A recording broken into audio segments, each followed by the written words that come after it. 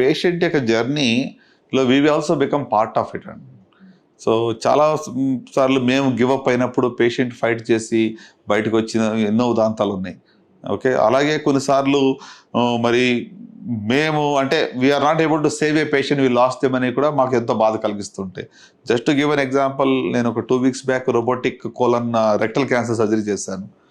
Very low rectal cancer, అదే permanent bag పెట్టకూడదని చెప్పి వచ్చారు. వాళ్ళు నన్ను వెతుక్కుంటూ వచ్చారు, ఎక్కడి నుంచో చూసి కనుక్కున్నారు, రోబోటిక్ సర్జరీ చేస్తారని చెప్పి వచ్చారు.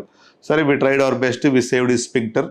సో కోలాన్ని మొత్తం తీయకుండా కానీ లోపల అతికేసి టెంపరీ స్టోమా పెట్టాము, అంటే మళ్ళీ క్లోజ్ చేసుకోవచ్చు అనమాట.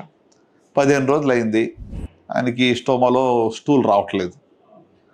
రైల్ ట్యూబ్లో బయలు వస్తూ ఉంది, స్టూల్ రావట్లేదు, అసలు ఈ బౌల్స్ ఓపెన్ అప్ కావట్లేదు.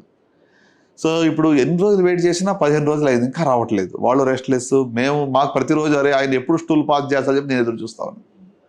మీకు చెప్పాలంటే రియల్ స్టోరీ. నేను ఈవినింగ్ 9:30కి సర్జరీస్ అయిపోయి ఇంటికి వెళ్ళి భోజనం చేస్తుంటే మా టీమ్మేట్ ఫొటోస్ పెట్టాడు, మా గ్రూప్ ఫోటోలో. బ్యాగ్లో మొత్తం స్టూల్ అంతా వస్తున్నది, 4 సార్లు వచ్చింది, బ్యాగ్ నిండిపోయింది స్టూల్. నేను భోజనం చేస్తూ ఆ ఫోటో చూస్తూ ఐఎమ్ ఎంజాయింగ్ ఇట్. అమ్మా, such a relief. See, what an irony. On one side, I'm having my food, I'm seeing a photo, ఆయన స్టూల్ పాస్ చేశాడంటే నాకు ఆనందం ఇక్కడ. అంటే ఇంత సాటిస్ఫాక్షన్ ఇంకెక్కడ ఉంటుందో చెప్పండి. So that's why I mean these are all real engagements with the patients. వాళ్ళు they give us so much of satisfaction.